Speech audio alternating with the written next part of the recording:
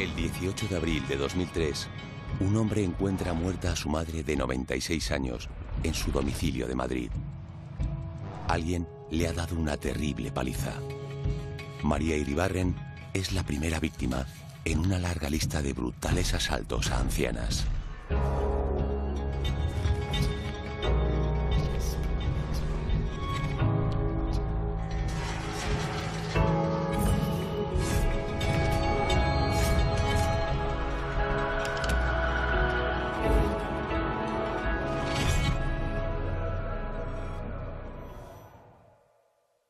Una alerta de emergencias, de un dispositivo de emergencias aquí en Madrid, nos dijo que había una persona de 97 años muerta en la calle Ayala. Acude el grupo quinto de homicidio y se encuentran con una señora mayor, muy anciana, con unos trapos que le han introducido en la boca, que ha fallecido a parecer como consecuencia de una asfixia mecánica. La víctima encontrada es María Iribarren, una mujer de 96 años, que ha sido brutalmente asesinada. Había sufrido una fuerte paliza, es decir, la empujó, la llevó a una estancia donde no la oyera nadie y empezó a meterle cosas en la boca. Eso le produjo el ahogamiento. Pero ciertamente tenía una prótesis postiza y se le había, a consecuencia de la violencia que se había ejercido con ella, pues había tragado la prótesis y se había asfixiado. Posteriormente tapona sus fosas nasales. Esto causa necesariamente la muerte por sofocación, al impedir en todo punto la entrada de oxígeno. El año 2003 era un año en el que se produjeron muchos homicidios, pero más de ajustes de cuentas, de violencia en la calle, pero no en una vivienda, y más del barrio de Salamanca, una de las zonas más privilegiadas de Madrid y con un poder adquisitivo altísimo. Bueno, la casa se encuentra revuelta, al parecer la familia ya nos dicen que faltan algunos efectos de valor que tenía la moradora. En su domicilio faltan 300 euros, varios efectos de valor y muy especialmente una alianza que lleva grabada en su interior sus iniciales y una fecha. Ya en cuanto nos dijeron que había sido un robo, nos saltó la alerta de que algo estaba ocurriendo. Hay una descarga de agresividad. No se busca solo el robo de joyas o el robo de dinero, que parece que es digamos, lo que motiva esa entrada en la casa, sino que vamos más allá, ¿no? La víctima aparece con un vestido de una muñeca digamos, en lo profundo de su garganta, con sus prótesis dentales incorporadas también en la boca, o sea, un nivel de agresividad bárbaro que nos habla de una persona sin ningún tipo de control de impulso. No es necesario a una mujer de 97 años producirle esa agonía y la asfixia metiéndole objetos en la boca. Ese exceso de violencia es lo que nos llamó enseguida la atención a todos los que cubríamos sucesos. Ese día el portero habitual no estaba de vacaciones y tenía un sustituto. Este hombre declaró a la policía que recuerda que llegó una mujer y le pidió permiso para entrar. Él le autorizó porque era normal que en la casa hubiera visitas. La descripción que da el conserje en un principio es vaga, es mujer de unos 60, con el pelo largo, con presión normal, con un bolso. Si salimos ahora mismo a la calle encontramos 50 personas, 50 mujeres que responden a ese perfil, con lo cual ni siquiera se pudo hacer un retrato robot o un perfil mucho más detallado que permitiera llegar a la supuesta autora en aquel entonces. El día del suceso, Ángel, el hijo de María, había ido a recoger a su esposa y a su hijo. Se dirigieron a la vivienda de la abuela, en este caso. Un detalle que llamó especialmente la atención de Ángel fue encontrarse una colilla justo a la entrada de la vivienda. Ninguno de ellos fumaba. Evidentemente María tampoco era una persona fumadora, por lo tanto aquello le extrañó. En el interior de la vivienda se encontraron algunas colillas que recoge la policía, y se extrajo el ADN. Ese ADN se codificó y una vez que se coteja con la base de datos existente, no había antecedentes de esa persona. Por tanto, la policía tiene un ADN codificado, pero que no le puede dar identidad. No habíamos detectado otros hechos similares por aquella época. Entonces, ¿qué pasó? Homicidio siguió su investigación y nosotros entramos a posteriori. ¿Por qué? Porque durante el mes de junio empiezan a repetirse con el mismo modus operandi robos con fuerza.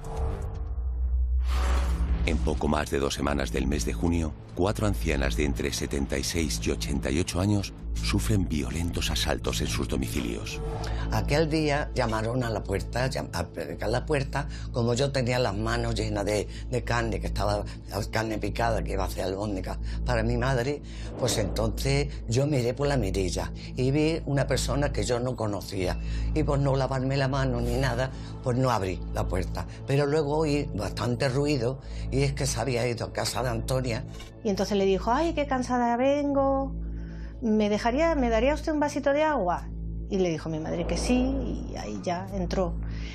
Que la vio, yo creo que la vio sola y la vio buena persona. Entonces ella se metió para adentro para recoger el vaso de agua en la cocina, la otra se metió en la casa. Cogió eso, sí, un trapo, la tapó la boca y la dijo, esto es un atraco, no chilles, y ya se la llevó para la habitación. La ladrona, al abrir los cajones, sacó los pijamas de mi padre y con eso la ató, con las camisetas, con ropa, vamos, con el pijama, con eso la ató. Al parecer siempre utiliza prendas que tiene a su alcance para inmovilizar a su víctima. Le puso, pues sería un pañuelo o una camiseta en la boca para que no chillara. Ella tenía un monedero, le quitó el dinero, se sentó ahí un poquito y luego se bebió el vaso de agua y se fue. Mi madre se suelta, la dejó atada y consigue soltarse. Empieza a pedir ayuda, a ver si le oían, como era verano. Yo salí a los gritos solo, a los gritos que estaba ella pegando, la sentaron ahí un rato en el pasillo, la sentaron ahí porque estaba muy mal ella. Se llevó dinero, se llevó los anillos, le quitó los anillos de las manos, los pendientes, y se llevó una pulsera que le trajo mi padre de Alemania, de oro, y en la que ellas antiguamente se iban enganchando las moneditas famosas, que era lo que más valor tenía, y ya no valor económico, sino valor sentimental. Ya siempre va eligiendo pues, barrios con vivienda ya con una antigüedad. ¿Por qué? Porque se va asegurando que en esos domicilios ya lo que viven son personas mayores. Yo fui a sacar la basura del portal, como todos los días, y vi una señora que estaba llamando el ascensor, pero como otra señora cualquiera. No sospeché nada porque a este edificio viene mucha gente y ya un vecino me dijo lo que le había ocurrido a la señora Concepción.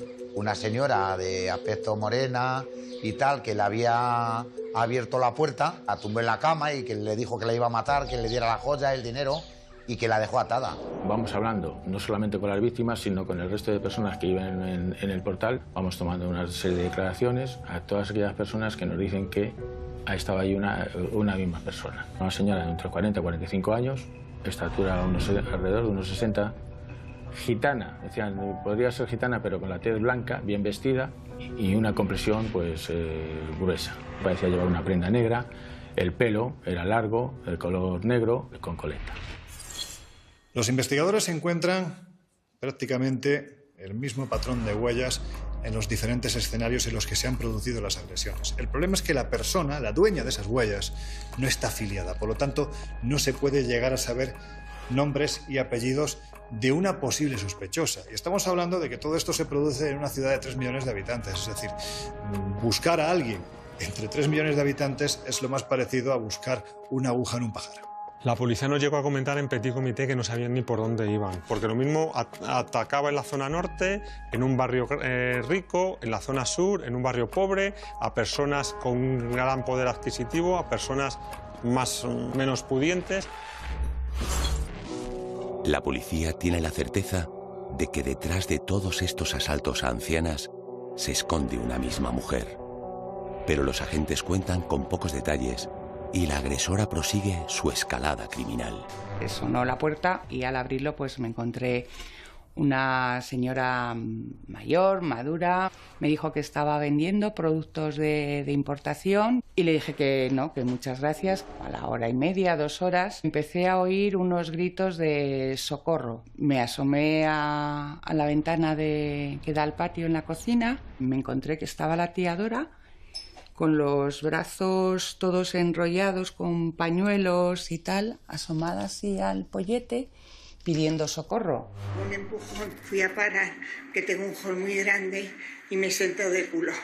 Me agarró por los pelos y me dijo, ¿dónde tienes joyas? Y me llevó arrastrando por el pasillo.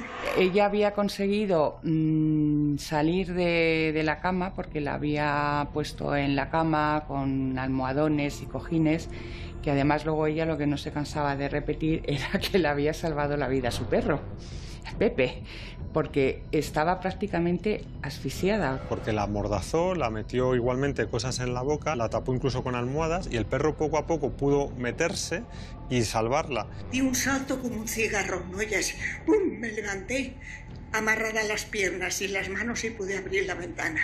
Por eso me salvé, si no me mata. Y el perro, como me levanté, podía respirar. Esa mujer, si no hubiese sido por su mascota, lo más fácil es que hubiese muerto asfixiada. Mi tía lo que nos contó es que era una persona muy agresiva, o sea que según ella abrió la puerta, la dio un empujón que la empotró, pues imagínate esa puerta hasta esa pared. Y luego la arrastró por todo el pasillo, o sea, se la llevó a rastras hasta el dormitorio, allí ya pero vamos, sin ningún miramiento y con toda la brutalidad que fuese necesaria. No hay lazos de unión, ni siquiera un rastro que nos permita decir que actúa cada cierto tiempo. La policía sí lo tenía, pero lógicamente no lo decía, porque tenía una periodicidad de 1 o 2 a la semana, hasta que empieza a aumentar su nivel de delitos ante la confianza que gana como buen depredador criminal. El hecho de que poco a poco esos plazos se fueran reduciendo, llegando a tener varias agresiones en el mismo día, denota, por un lado, que ya va cogiendo confianza. Es decir, esa primera agresión genera un impacto en ella y poco a poco ese placer, tanto de la agresión que ella obtiene como el placer de lo económico, de llegar con nuevos recursos a casa, eso genera en ella un impacto que poco a poco necesita ir repitiendo. Las agresiones son muy similares, el modus operandi prácticamente es el mismo y es entonces cuando se logra tener un perfil de la persona que está cometiendo estos sucesos. Y hay que decir que ese perfil en todos y cada uno de estos casos coincide. Es una señora, la autora de estos hechos, que de alrededor entre 40 y 45 años, complexión gruesa, una estatura 1,60, pelo largo, que alguna vez se llevaba recogido en coleta, vestimenta, casi siempre llevaba una prenda de color oscuro, un bolso de color negro que llevaba siempre lo portaba tipo bandolera y que fumaba cigarrillos de la marca Fortuna. Entonces ya sí saltan las alarmas. Ya empezamos a hablar con la policía y la policía ya nos confiesa de que efectivamente estamos detrás de una ladrona en serie, de una persona con unas determinadas características que no nos quiere dar para no levantar la alarma social. Además de elaborar el perfil de la agresora, la policía observa que la autora sigue unas pautas similares en todos sus asaltos. Las víctimas eran siempre personas mayores, muy frágiles, muy sensibles y sobre todo muy atacables. La investigación determina que el modus operandi siempre es el mismo. Se acercan a una mujer anciana, ganan su confianza y con cualquier excusa pues intentan que le abra la puerta. Desde que es de una confesión religiosa, desde que necesita un vaso de agua, desde que le den fuego porque está fumando, hasta que le quiere vender esa bisutería. Al ser tan mayores en lo físico, esta agresora sabe que no van a poder con ella. Entonces, solo su búsqueda principal es taparles la boca. Una vez dentro, comprueban que está sola y la agreden con una violencia extrema. Y ya cuando le decía que estaba sola ya, era como un resorte. Era muy amable en principio y de pronto saltaba. Entonces ya era golpear a la propietaria, ir a los armarios, te mato, vamos al armario, ya cualquier ropa que encontraba alrededor ya estaba de pies y de manos. El ensañamiento con sus víctimas es muy llamativo y absolutamente innecesario, llegando a fracturar varios huesos a una de ellas y a provocarle un infarto a otra. En uno de los casos, y esto nos vendría a desvelar cómo es el carácter frío de la persona que comete estos asesinatos, Una de las víctimas permanece postrada en el suelo, ya está prácticamente maniatada, inmovilizada. Es una diabética, una mujer diabética, y le pide que le dé algo porque realmente lo necesita. Cuando se iba a marchar y la señora le decían, por favor, desátame que soy diabética, pues en una ocasión pues la dice, a mí como si te mueres. En otra ocasión, la agresora consigue entrar en la casa, literalmente coge del cabello a su víctima, la introduce bestialmente en la habitación y esta mientras tanto va diciendo que por favor que la deje en paz, que no la agreda, que no tiene dinero. De hecho era especialmente virulenta. Cuando, habiendo dicho las víctimas no tengo nada, encontraba algún objeto de valor. La pobre mujer decía no tener nada, pero como encontró una caja con dinero, iracunda, castigó a su víctima por haberla mentido. En venganza, coge un canapé y le fractura la tibia y el peroné metiéndole la pierna dentro del canapé y bajándolo. O sea, se la fracturó de una forma completamente inopinada, gratuita e innecesaria, ¿no?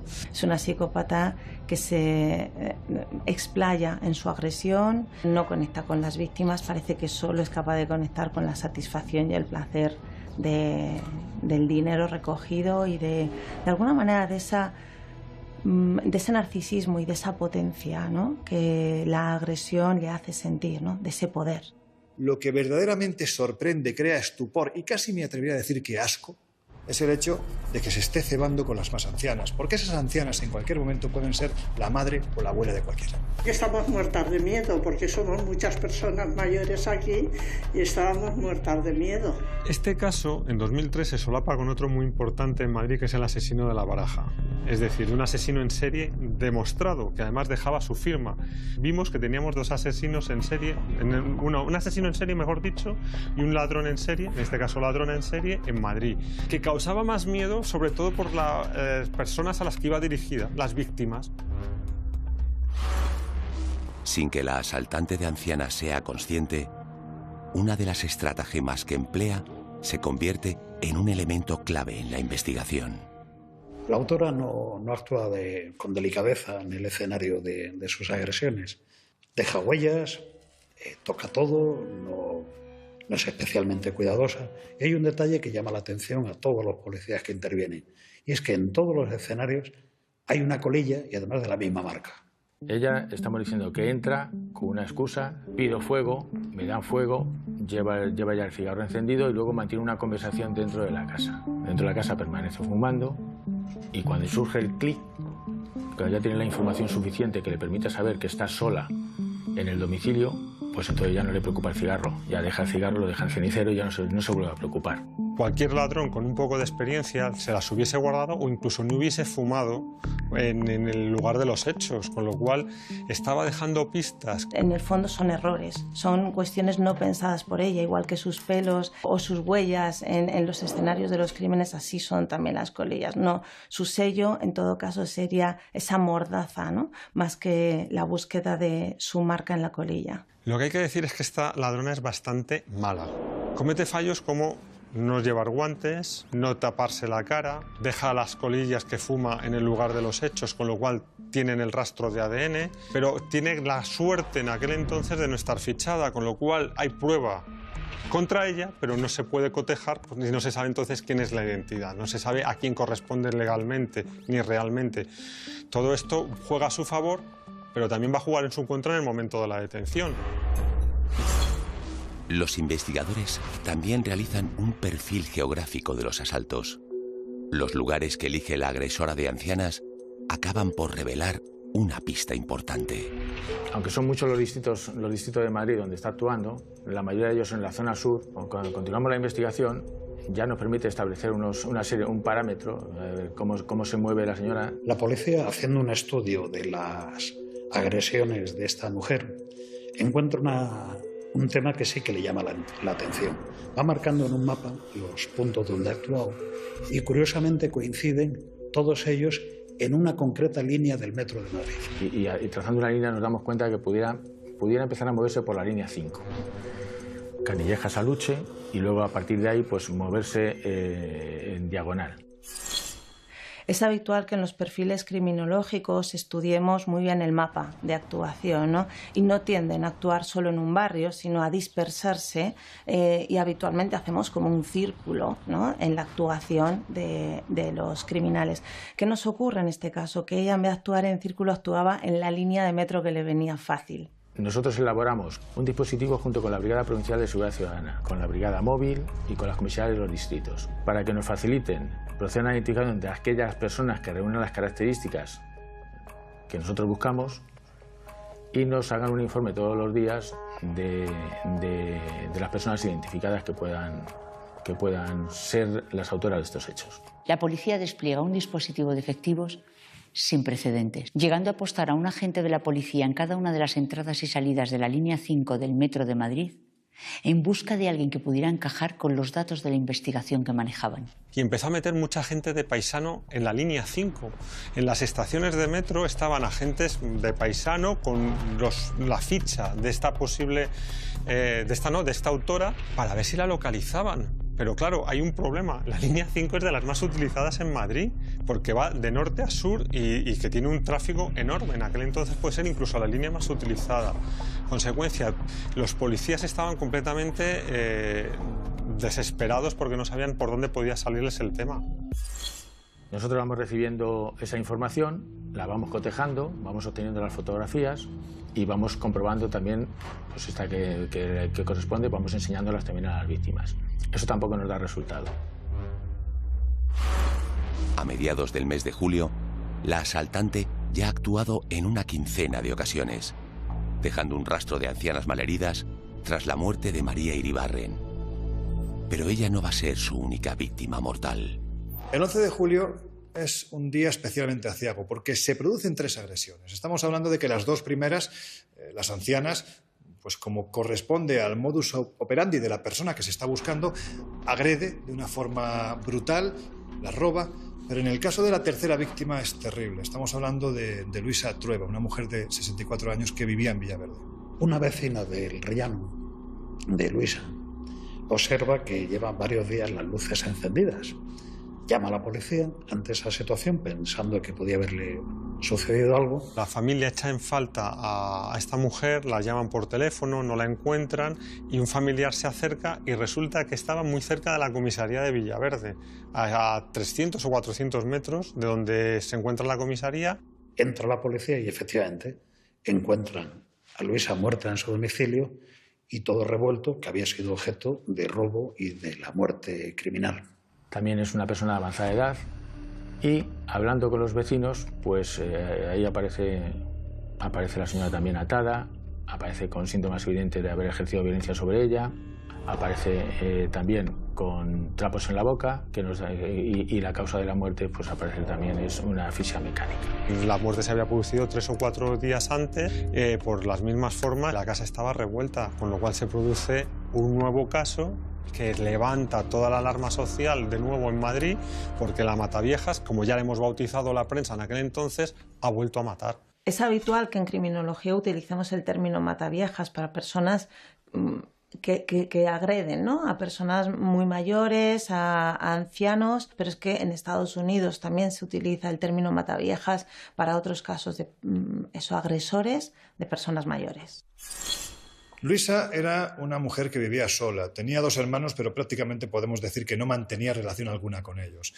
Era una víctima ideal, ¿no?, para el caso que nos ocupa y para la agresora que nos ocupa. Hay que decir además que los vecinos posteriormente declararon que Luisa estaba pasando por un proceso de depresión bastante profundo a raíz de la muerte de su madre. Luisa, la segunda fallecida, era la más joven de todas. Hubiera podido enfrentarse si solo pensamos en su edad, pero Luisa estaba muy malita a nivel psíquico. Yo no solo buscaba personas muy mayores, sino que las buscaba frágiles para seguir teniendo ella esa sensación de poder, de prepotencia y de empoderamiento sobre ellas. Ya suponiendo que pudiera ser esta persona que hubiera tocado antes otros telefonillos, se hacen gestiones a ver lo que ha pasado con los vecinos, a ver lo que ha pasado a ella. Y además ya nos mencionan que coincide con la presencia en ese domicilio de una persona que ha estado vendiendo, ofreciendo a la venta cosas de artículos de oro, relojes. Esa señora llamó a mi puerta. Entonces yo no estaba en condiciones de abrir la puerta. Le dije, ¿qué deseaba? Dice, quiero que salga, que tengo una joya y quiero demostrársela. Y entonces le digo, no me interesa y no tengo tiempo. Yo la había visto la semana antes de irme de vacaciones, que había estado en el bloque nuestro, y había estado pues una señora como de oscuro, con el pelo negro, con una coleta, y le íbamos ofreciendo oro que llevaba vendiendo, sacó de un bolso negro un bolsito pequeño y lo sacó. Y yo le dije que no me interesaba, que no quería nada. Entonces ya nos hace suponer que estamos otra vez en el caso, pero que en este caso, desgraciadamente, la persona no hemos llegado a tiempo y ha fallecido. El asesinato de Luisa Trueba pone contra las cuerdas a los agentes que investigan el caso. No pueden permitir que haya una tercera víctima mortal. Estaban atacando a ancianas en el domicilio personal de Validas, ya con muchos problemas físicos por su edad, y bueno, pues ahí se estableció un objetivo prioritario que era dar con esta persona como fuera. Incluso suspendimos las vacaciones hasta que no diéramos con esta persona. No había vacaciones hasta que la encontrásemos. A estas alturas hay que decir que la alarma social ya era bastante contundente, porque estamos hablando de 2 muertes. Por eso, los miembros de la policía ya no buscaban a una persona que se dedicara a asaltar viviendas de ancianas. Buscaban a una persona que, hasta ese día en concreto, ya había asesinado a 2 ancianas. Aumenta las vigilancias, pide la colaboración ciudadana, da consejos a la ciudadanía para que no haga determinadas cosas y nos pide a los medios de comunicación que los difundamos también. Que no se abriera la puerta a nadie, que se desconfiara cuando alguien llamaba al telefonillo, que no valían las fórmulas de deme un vaso de agua o necesito ir al servicio o le voy a vender cualquier cosa. No, que la gente se asegurara muy bien antes de abrir la puerta, sobre todo las mujeres.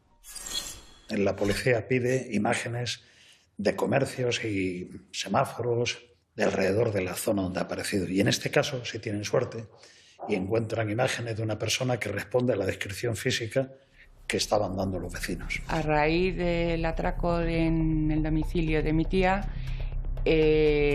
parece ser que las cámaras del banco que hay unos metros más adelante la grabó al salir. Coincidió que tomó esa dirección y por la descripción física que le hice a la policía cuando estuvo aquí en casa, vieron que había salido grabada en los vídeos del banco. Ahí extraemos unas imágenes que por las características que nos ha aportado la señora, en este caso, la señora siempre es pelo largo y unas veces va recogido en coleta. Siempre lleva un bolso tipo bandolera, de color negro, y nosotros probamos mirando a ver quién pasa con esas características a través de las imágenes de la sucursal. Y ahí obtenemos una imagen de la que creemos que podría ser la autora. Es una imagen fugaz, se ve de perfil, pero bueno, por ahí podemos iniciar una investigación. Pocos días después de la muerte de Luisa Trueba, vuelve a asaltar a una anciana. En esta ocasión lo hace en el distrito de Chamartín. Pero comete un error. Cree que su víctima está sola. El último error que llevó a su detención fue precisamente su exceso de confianza. Si estábamos hablando en un principio, cuando comete el primer asesinato en la calle Ayala, que se asegura de que no haya nadie en la casa, pregunta, incluso pide que salga la persona que está acompañando, en el caso último, en el de Chamartín, ella ya entra directamente. Entra en la casa pensando que la anciana está sola, pero no está sola. Y cuando está intentando amordazarla, la anciana consigue emitir un grito de auxilio. Inmediatamente su nieta, que se encuentra en un cuarto contiguo, acude a ayudarla. Lo que hace es abalanzarse sobre esta persona a tal punto de que literalmente le pega un mordisco en el brazo, lo que hace que la agresora, siendo consciente de que no va a poder consumar el acto, salga huyendo de la vivienda. Entonces ella comete todos los errores que ya la han visto 2 personas, ya saben su descripción, llaman a la policía y entonces ya se monta un dispositivo de vigilancia hasta que realmente se acaba con su detención. El 16 de julio, 3 meses después del crimen de María Iribarren, la colaboración ciudadana da sus frutos y la asaltante de ancianas cae infraganti.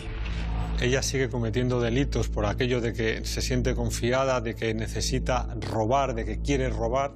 Y entonces, gracias a esa colaboración que nos pidió la policía, los medios de comunicación, difundimos una imagen, sus características, cómo podía ser esta ladrona. Y aquí sucede algo significativo, y es que un vecino llama a la policía diciendo que en su edificio acaba de ver a una persona que está llamando varios timbres, ofreciendo joyas. Recibo una llamada diciendo, jefe, acaba de llamar una vecina que tiene una persona que puede ser la que ha salido en la televisión el día anterior. Dice que hay una mujer que corresponde a las características que hemos difundido los medios de comunicación y que él ha visto en un reportaje de televisión la noche anterior, que puede ser la Matavieja, porque está tocando a las puertas de todo el edificio. Ha estado preguntando quién había en la casa. Es que está tu marido, no me importa que salga tu marido, que salga alguno de sus hijos, yo se lo enseño para que no desconfíe usted de mí. Y cuando ve que la señora pues, no quiere hacerle mucho caso, pues entonces ¿qué hace? Pues saca un cigarrillo y le dice que si la puede dar fuego.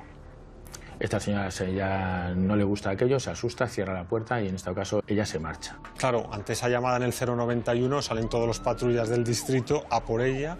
Llegamos allí, el Z la identifica y ya llegan los compañeros del grupo, que saben de la investigación más que de sobra, porque eso es saberse los datos de memoria. Vino una gitana aquí que fumaba mucho, llamó la atención entre los vecinos y llamaron a la policía y ayer la trincaron ahí en la puerta de mi casa, en el BNB. Cuando yo llamo para decirle que me den datos de esa señora, me dan los datos, Encarnación Jiménez Moreno, comprobamos que no tiene antecedentes y yo empiezo a inquirir sobre las características físicas. Y entonces logran tener la imagen, pero con un detalle, ya no es morena, se ha teñido el pelo y va de pelirroja. Eso desconcierta a la policía. Color del pelo, pelirrojo. Lleva bolso. ¿Cómo lo porta? Tipo bandolera. Pregúntala si fuma. Fuma. La marca que lleva en el interior del bolso corresponde con las de los cigarrillos que había ido depositando, que habían ido apareciendo en los diferentes ceniceros. Ya empiezo a ponerme nervioso porque empiezan a coincidir muchas cosas. Entonces yo pregunto, mira a ver si lleva algún tipo de herida en el brazo y me dicen, afirmativo. Lleva como si le hubieran encravado las uñas y lleva como si fuera arañazos en el antebrazo derecho. Ahora mismo, esa señora para la brigada. Yo me enteré por las noticias que ya la habían cogido a esta señora, que la llamaban la Mataviejas. La policía ha detenido ya a la presunta asesina de La Mordaza, que mató a 2 ancianas y robó en una veintena de casas. Una vecina la reconoció y llamó al 091 y parece que una pista definitiva para detenerla ha sido que dejaba colillas de cigarrillos de la misma marca. Le han encontrado un anillo de una de las víctimas. La detenida se llama Encarnación Jiménez y tiene 39 años. Después de mucha investigación, después de mucha desesperación, se sabe que se trata de Encarnación Jiménez Moreno, que vive en el barrio de Hortaleza, que está casada con un fontanero, que lleva una vida completamente normal y que además no daba el perfil por no tener ningún antecedente policial ni penal previo a todo esto que está cometiendo.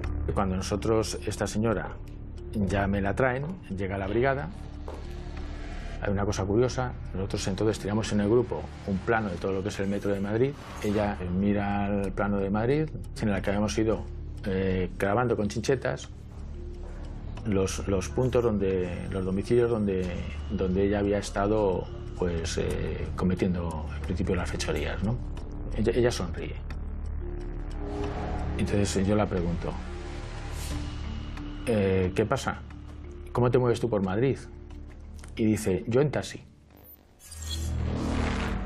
Tras cotejar las huellas de la detenida con las que han encontrado en los domicilios de las ancianas asaltadas, los agentes confirman que Encarnación Jiménez es la mujer que están buscando.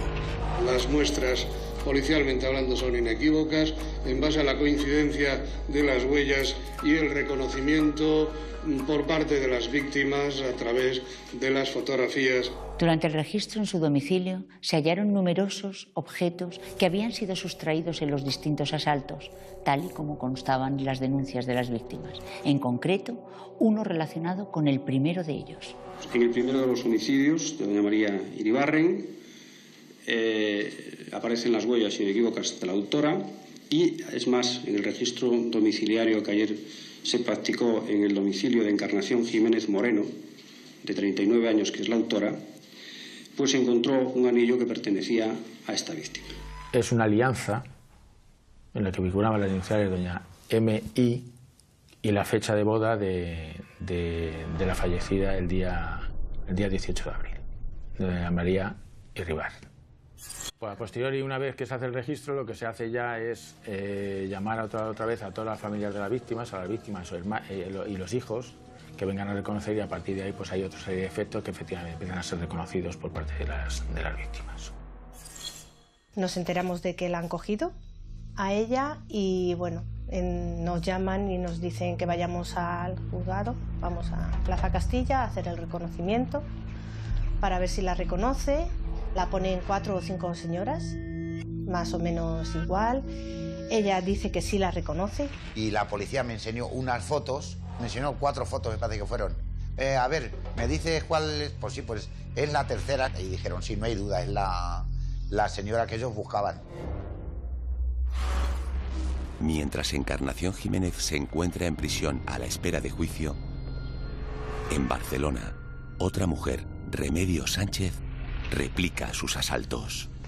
Josefa, a la que todos sus allegados, de forma cariñosa, llamaban Pepita, fue encontrada estrangulada en el salón de su casa. Cuando los mozos llegan al domicilio de Josefa, se la encuentran muerta allí e inicialmente descartan el móvil del robo. Hay que decir que una semana antes, ella y una amiga del barrio habían estado departiendo tranquilamente en la puerta de casa y de repente pues apareció una joven de 40 años que dijo estar encontrándose mal. Ellas la invitaron a entrar en casa para ofrecerle una manzanilla y como al final les ofreció confianza y les cayó bien, la invitaron a comer.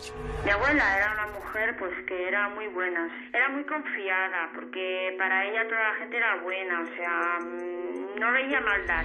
El modus operandi para obtener víctimas pasaba por ganarse la confianza de ancianas en plazas y calles, hasta el punto de que permitieran a Remedios que las acompañara a sus domicilios. Una vez dentro, cambiaba por completo, tenía una actitud brutal con ellas. Las empujaba, las terminaba estrangulando, para finalmente robarle todos sus bienes. Pero es poco tiempo más tarde cuando los mozos se dan cuenta de que están ante un posible asesino en serie que lo hace para robar. En menos de 3 semanas atacó brutalmente a 10 ancianas, de las cuales 3 fallecieron y 7 resultaron gravemente heridas. En menos de un mes había puesto en alerta a toda la ciudad condal y a más de 200 miembros de los Mossos d'Esquadra. En ese sentido, convocan una rueda de prensa y advierten a la población, a las mujeres mayores que viven solas y demás, que no se fíen, que no abran su puerta a nadie y que no dejen entrar a desconocidos en sus casas. En los últimos días ha actuado con una frecuencia, es decir, del primer hecho del día 10 hasta el día 17, si no recuerdo mal.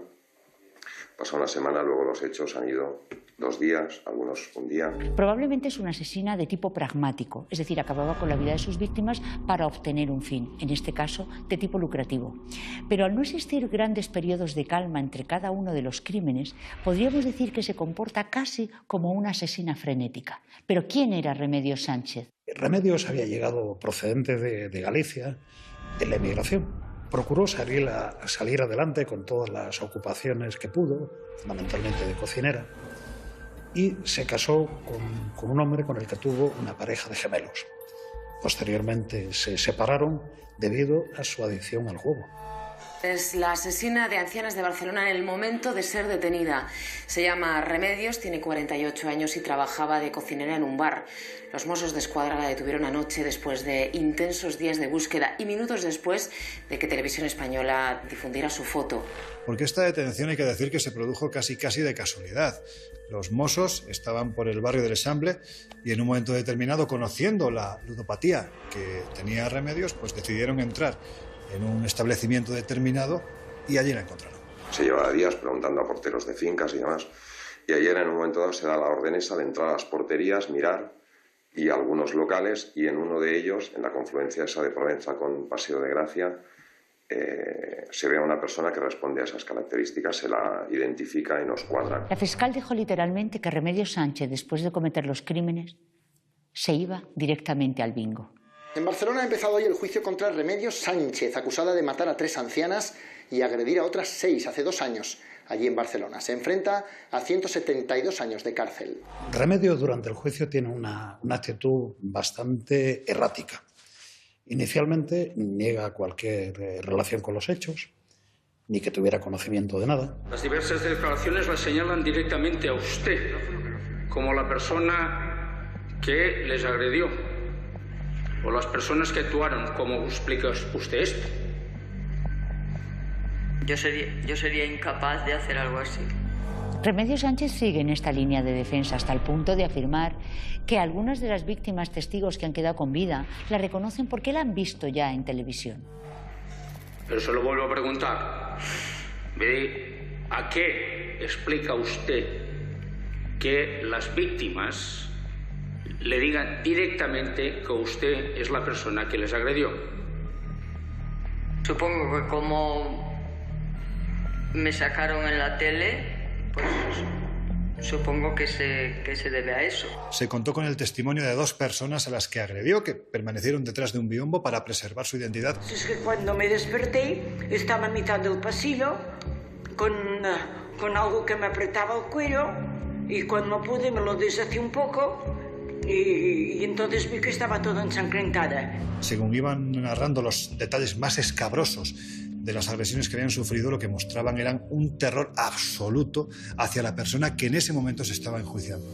Me ponen la soga al cuello, me tiran al suelo y lo pasó muy mal. Entonces yo pude, en un momento determinado, pude gritar: socorro, socorro, Vicente, Vicente. Finalmente, Remedios fue condenada a 144 años de prisión por haber cometido 3 asesinatos, 5 en grado de tentativa y, por supuesto, también por los robos con violencia que había llevado. En Madrid, el juicio contra Encarnación Jiménez Moreno comienza casi 4 años después de su detención. La Fiscalía pide para ella 183 años de cárcel.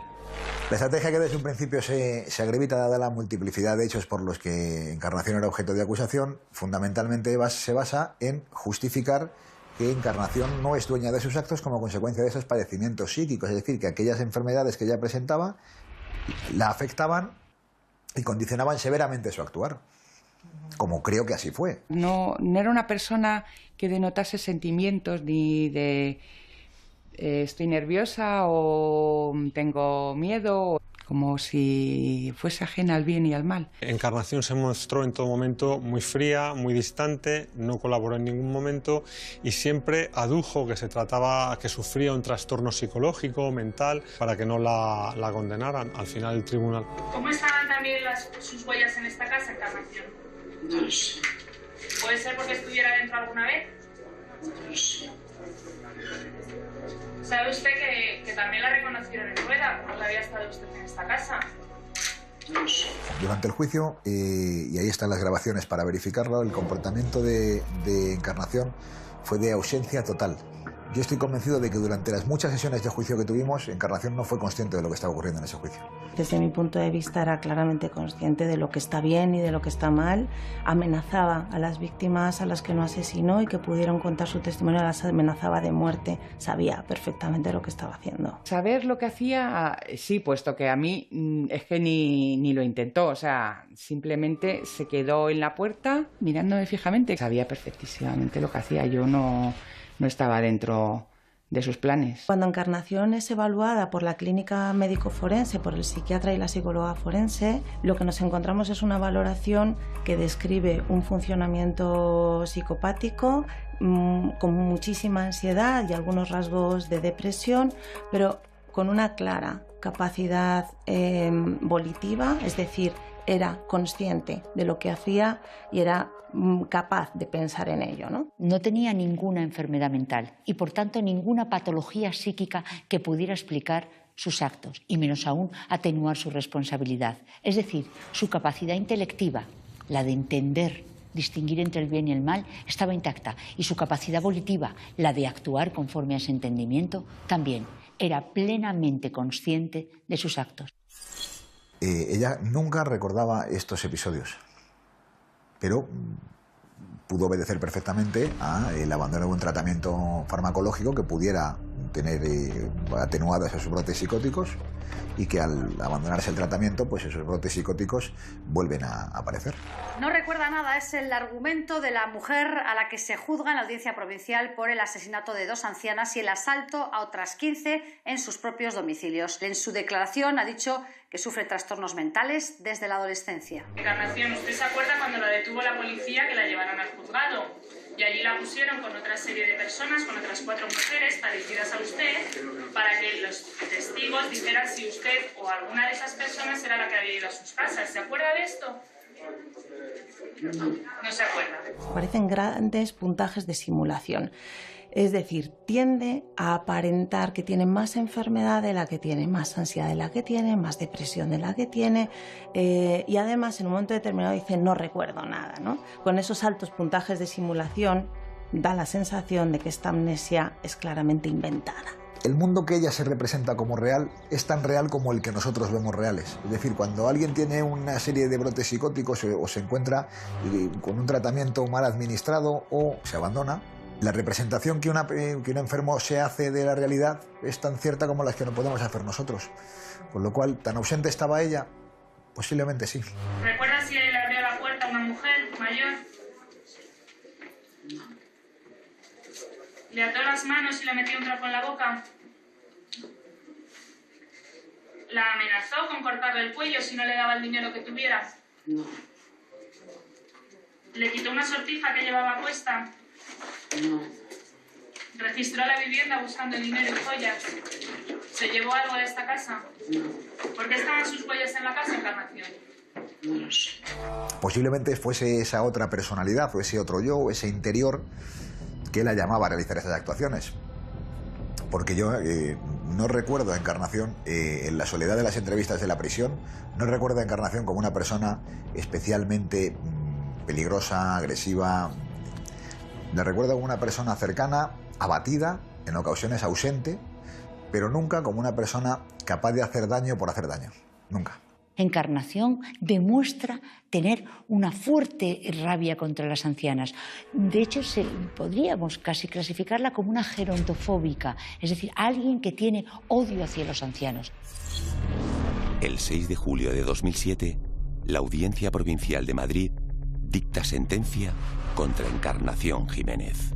Encarnación Jiménez, conocida como la Mataviejas de Madrid, ha sido condenada a 137 años de cárcel por asesinar a 2 ancianas y robar con violencia a otras 15. Lo oímos en las noticias y también lo comentamos con Dora y demás cuando salió la sentencia, que dijimos, pues mira, afortunadamente una persona que es mala, que no va a estar en la calle en una temporada larga.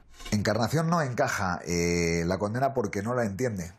Cualquier pronunciamiento que apareje una pena de prisión es manifiestamente injusto por improcedente. Ella no entiende que ha cometido ningún delito porque no es consciente de, en los momentos de lucidez, ella no ha cometido ningún delito.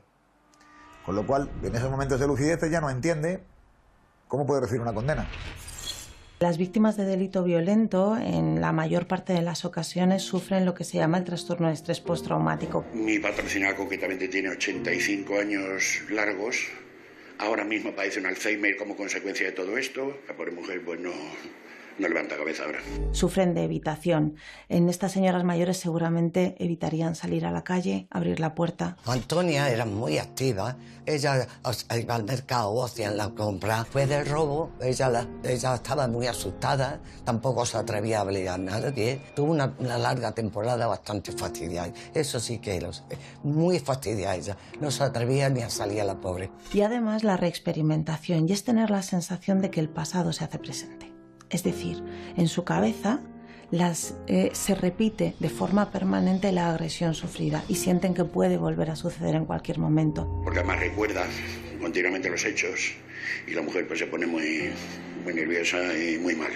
Concepción, cuando después de esto ella vivía sola, pues tuvo que necesitar una persona para que estuviera con ella acompañándola porque le daba mucho miedo. Yo estoy convencido de que si Encarnación se ha representado como probables, no ya como ciertos, sino como probables los hechos por los que ha sido condenada, estoy convencido de que estará más que arrepentida.